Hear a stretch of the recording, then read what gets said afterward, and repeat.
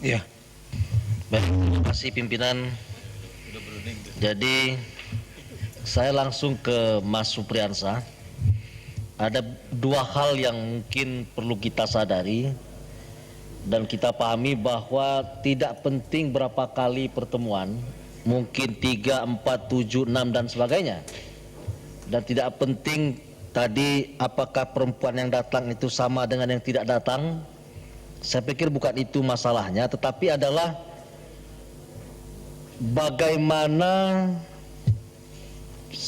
Mas Supriyansa ketika melihat Johan Budi menyampaikan keterangan resmi di KPK mengatakan bahwa menurut pengakuan Abraham Samad semua itu tidak pernah terjadi dan fitnah apa yang disampaikan saudara Hasto. Jelas betul bahwa itu tidak pernah terjadi, dan Bu Johan Budi, saya masih ingat kata-katanya, sudah kami tanyakan kepada saudara Abraham Samad dan beliau mengatakan itu adalah fitnah yang ingin menjatuhkan dirinya. Artinya semua itu dibantah. Kemudian publik berpolemik dan keluarlah Mas Supriyansa yang mengatakan pertemuan itu betul-betul ada. Itu pun publik bertanya-tanya berapa Mas Supriyansa dibayar untuk kemudian juga ikut membohongi publik, kira-kira seperti itu.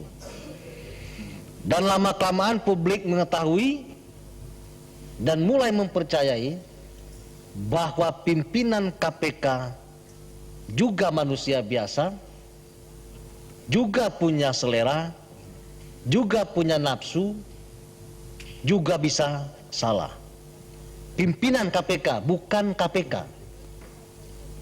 Berkali-kali kita sampaikan bahwa tidak boleh lembaga itu kemudian dianggap tidak akan pernah melakukan kesalahan, sehingga siapapun yang mengkritik dan menyampaikan kekurangan dan mungkin bisa salah dalam mengambil keputusan, dianggap bahwa orang itu akan melemahkan KPK. Seorang presiden pun yang ingin memilih menterinya dan meminta masukan KPK, hijau, kuning, dan merah, itu yang tahu hanyalah presiden dan KPK. Itu pun pimpinan KPK mengatakan jangan coba-coba melantik menteri baik merah ataupun kuning, 2 bulan kami tangkap. Apakah proses di KUHAP itu bisa memastikan 2 bulan ditangkap tanpa proses pemeriksaan, tanpa proses meminta keterangan saksi dan alat bukti? Kemudian dinyatakan 2 bulan kami tangkap, dan itu adalah teror kepada presiden. Padahal penanggung jawab untuk melakukan pemberantasan tindak pidana korupsi di negara ini, tanggung jawabnya adalah presiden, bukan KPK. KPK adalah operator atau alat negara. Dan ternyata kemudian itu terbukti bahwa pimpinan KPK juga bisa salah. Saya pikir Mas Supriyansa ini adalah pahlawan dari perjalanan kasus Budi Gunawan yang ditetapkan sebagai tersangka. Bayangkan kalau misalnya Mas Supriyansa tidak mengakui pertemuan itu ada, maka kita tetap terbelenggu dalam tindakan kebohongan. Dan kita menganggap bahwa KPK memang tidak pernah bersalah orang-orangnya. Jadi Mas Supriyansa inilah yang membuka mata kepada publik bahwa KPK, pimpinan KPK juga manusia yang mesti diawasi oleh lembaga lain agar tidak menggunakan KPK itu menjadi alat kepentingan politik ketika menjatuhkan atau menyampaikan seseorang untuk menjadi tersangka. Kenapa saya mengatakan begitu? Dalam hal untuk mengakui pertemuan saja berani dinyatakan tidak pernah ada. Saya menonton itu di bandara dan sangat terkejut dan salut melihat Mas Supriyansa. Saya ingat betul Mas Supriyansa sampai menyandarkan kepalanya dan seperti mau menangis. Saya bilang ini orang hebat. Dia berteman, tapi ketika dia harus memilih antara bohong atau tidak, dia memilih bicara kebenaran. Saya mungkin tidak sanggup kalau saya berada pada posisi Mas Supriyansa. Ini salut saya luar biasa. Saya berikan apresiasi yang setinggi-tingginya, karena itu membuka kotak Pandora dari sebuah lembaga yang kita anggap sakral.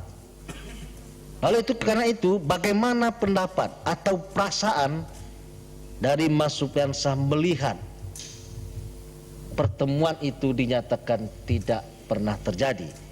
Karena ada dua ini, kalau tidak Abraham Samad yang berbohong, maka Mas Supriyansa yang berbohong. Pasti dari salah satu ini ada yang benar dan ada yang salah.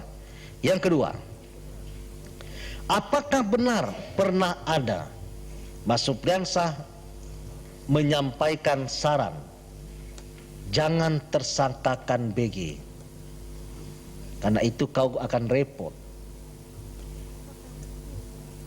Apakah betul pernah ada pikiran dan menyampaikan itu kepada saudara Abraham Samad sebagai teman? Nah, kita harapkan kejujuran ini yang kedua kali dalam forum yang terhormat ini, karena ini akan membuka bahwa mentersangkakan saudara Abraham Samad sudah menjadi sebuah skenario awal untuk membuat ini tertahan. Jadi bukan karena kasus misalnya rekening gendut, karena setahu kami, dan saya sering berdebat dengan orang-orang dan teman-teman yang tidak paham, saya mengatakan persoalannya bukan pada rekening 59 miliar yang mengalir kepada rekening anaknya, tetapi 150 juta dari Polda Sumatera Utara, Poldasu, dari bagian lantas Poldasu. Jadi bukan pada masalah itu, yang itu di bawah 1 miliar, kalaupun kita anggap itu gratifikasi, dan ternyata itu menjadi pertimbangan dari hakim pra peradilan tadi bahwa KPK hanya mengurusi yang di atas 1 miliar, bukan yang di bawah 1 miliar.